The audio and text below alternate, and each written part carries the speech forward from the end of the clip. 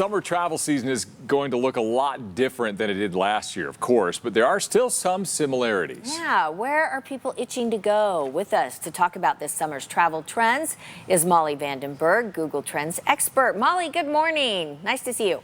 Good morning. Thank you so much for having me. I think people are just so ready to travel again and go somewhere. So what are you seeing as these trends emerge? We're definitely seeing that people are ready to get back out there and head on vacation again. So we have a list of trending destinations, but you can also see a list of trending questions that people have about travel. And the top one is, where are Americans allowed to travel right now? So I think that speaks to that a lot of people really want to head out there. We still have some people that are looking to make the best of what's around their hometown. Searches for staycation have still spiked about 1,000%. And additionally, people are also looking to cool down in their own houses. Searches for what direction should your ceiling fan be set to spin in the summer are up as well. I can settle that it's counterclockwise.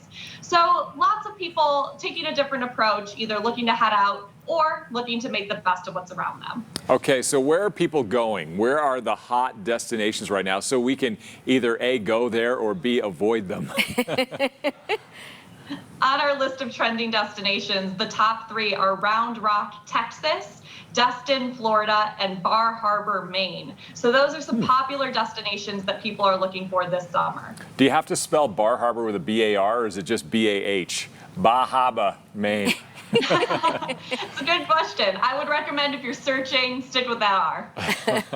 All right, Molly, a while back I was checking, rates for rental cars, and they were through the roof. So I don't know what the situation is now, but do you have some tips on making these travel arrangements, ways to save money, or where to look? Of course. As you mentioned, demand for a lot of different services has been really high.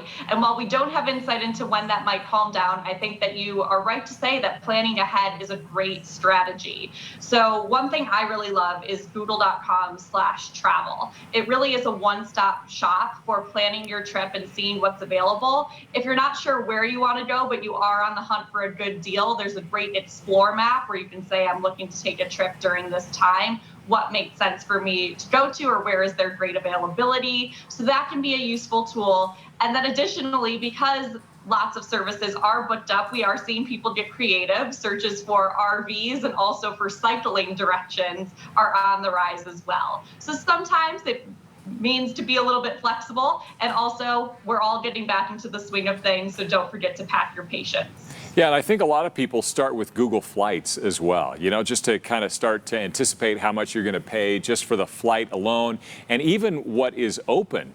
So it seems like that's a pretty good spot.